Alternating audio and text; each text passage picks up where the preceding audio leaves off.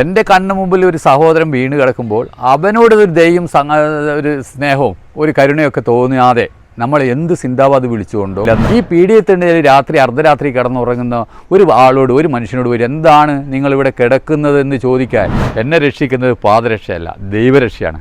ദൈവം നിങ്ങളെ രക്ഷിച്ചിട്ടില്ല എങ്കിൽ ലോകത്ത് ഒരു ശക്തിക്കും നിങ്ങളെ രക്ഷിക്കാൻ പറ്റില്ല. യഥാർത്ഥ വിശപ്പ് അറിയണമെങ്കിൽ നിങ്ങൾ ഇവിടെ വാ. 11 മണിക്ക് ഒരു പിടി ചോറിന് വേണ്ടി കാത്തു നിൽക്കുന്ന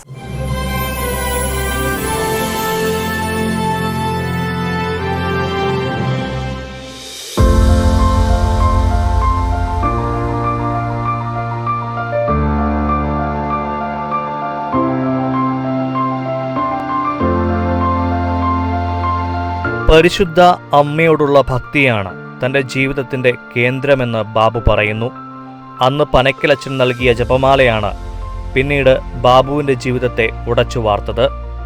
ബാബുവിൻ്റെ വീടിൻ്റെ അടുത്തെങ്ങും ക്രൈസ്തവരുണ്ടായിരുന്നില്ല. അതിനാൽ തന്നെ മാതാവിനെ പറ്റിയോ മാതൃഭക്തിയെപ്പറ്റിയോ ബാബു മുമ്പ് കേട്ടിരുന്നില്ല.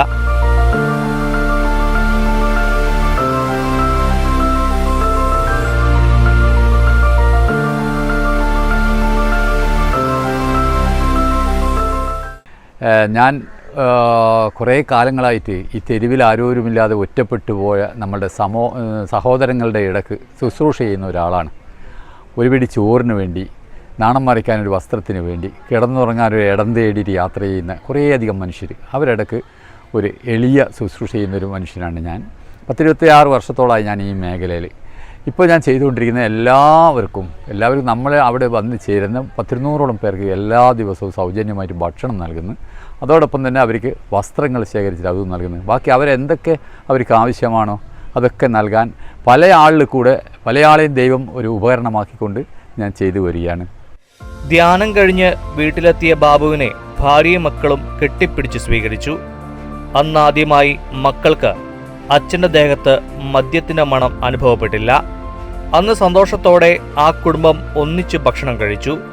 സന്ധ്യയായപ്പോൾ ബാബു കുടുംബാംഗങ്ങളെ വിളിച്ച് പ്രാർത്ഥിക്കാനിരുത്തി. അന്നു മുതൽ ജപമാല മുടക്കില്ല എന്ന ആ കുടുംബം ഒന്നിച്ച് തീരുമാനിച്ചു.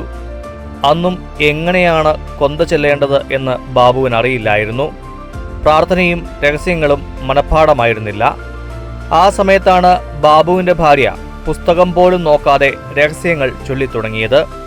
അത്ഭുതത്തോടെ തന്നെ നോക്കിയ ബാബുവിനെ ഭാര്യ തൻ്റെ വസ്ത്രം അല്പമുയർത്തി കാൽമുട്ടിലെ തഴമ്പ് കാണിച്ചു. ബാബുവിൻ്റെ മാനസാന്തരത്തിനായി മുട്ടിൽ നിന്ന് കണ്ണീരോടെ അനേകം രാത്രികൾ ജപമാലയുതിർത്തതിൻ്റെ തഴമ്പ്. റോഡിൽ ഒറ്റപ്പെട്ടു പോയ പീഡിയത്തിണ്ണയിലും ബസ് സ്റ്റാൻഡിലും റെയിൽവേ സ്റ്റേഷനിലും കിടന്നുറങ്ങുന്ന നമ്മുടെ സഹോദരങ്ങൾക്ക് ഒരു നേരത്തെ ഭക്ഷണം കിട്ടാൻ വളരെ കഷ്ടപ്പാടാണ്. അവർ 11 മണിക്ക് തലശ്ശേരി പുതിയ ബസ് സ്റ്റാൻഡിൽ വന്നൊരു കാത്തു നിൽക്കും. എല്ലാ ദിവസവും കറക്റ്റ് 12:30 മണിക്കാണ് നമ്മൾ ഭക്ഷണം കൊടുത്തുകൊണ്ടിരിക്കുന്നത്, എല്ലാ ദിവസവും.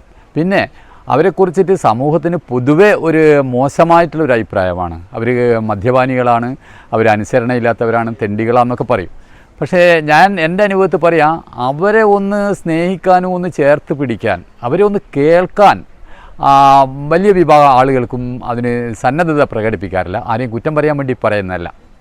പക്ഷേ നമ്മുടെ ഈശോ പറഞ്ഞ പോലെ ഏറ്റവും എളിയ സഹോദരന്മാർക്ക് ചെയ്തപ്പോൾ എനിക്ക് തന്നെയാണ് ചെയ്തത് എന്ന് പറഞ്ഞാൽ ഈ സഹോദരന്മാർ തന്നെയാണെന്ന് ഞാൻ വിശ്വസിക്കുന്നത്. അവരാ ചളിക്കുണ്ടിലാണ് കിടക്കുന്നത്. പക്ഷേ ആ ചളിക്കുണ്ടിൽ തന്നെ കിടക്കട്ടെ എന്നാണല്ലോ എന്ന് നമ്മൾ വിചാരിക്കാൻ പാടില്ലല്ലോ. നമ്മൾക്കാവുന്നത് പോലെ അവരൊരു കൈ സഹായം ചെയ്ത് അവരെ ആ ചളിക്കുണ്ടിൽ നിന്ന് എഴുന്നേൽപ്പിക്കാം.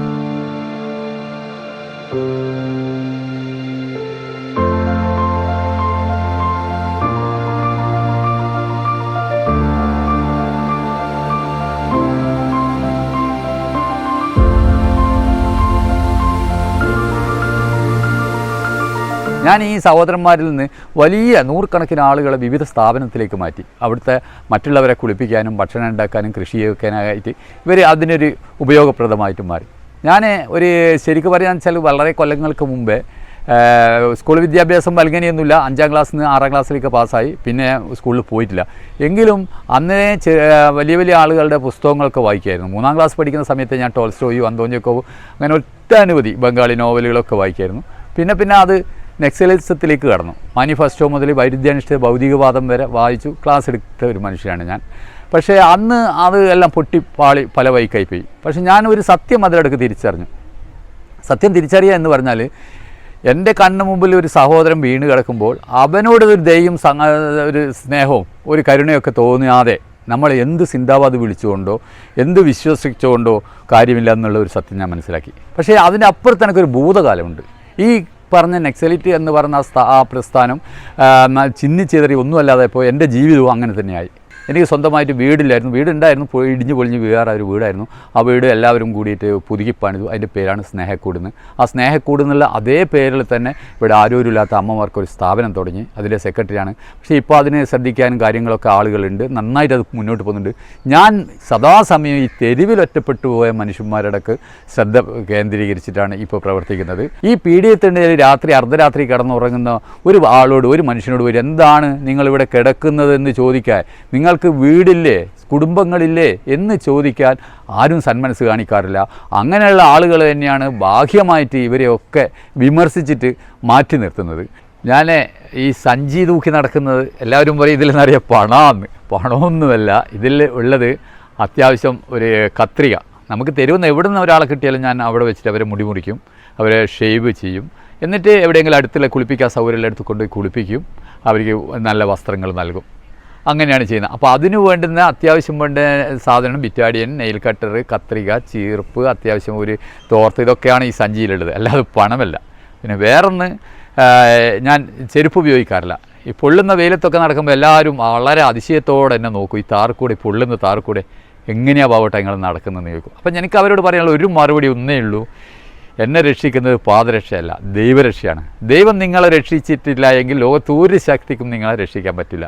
ദൈവമാണ് നിങ്ങളെ കാവൽക്കാരൻ, നിങ്ങളെ വീട്ടിൻ്റെ കാവൽക്കാരൻ, നിങ്ങളുടെ എല്ലാ വസ്തുവകകളുടെയും കാവൽക്കാരൻ ദൈവം മാത്രമാണ്. നമുക്കൊന്നും സംരക്ഷിക്കാൻ പറ്റില്ല സഹോദരങ്ങളെ.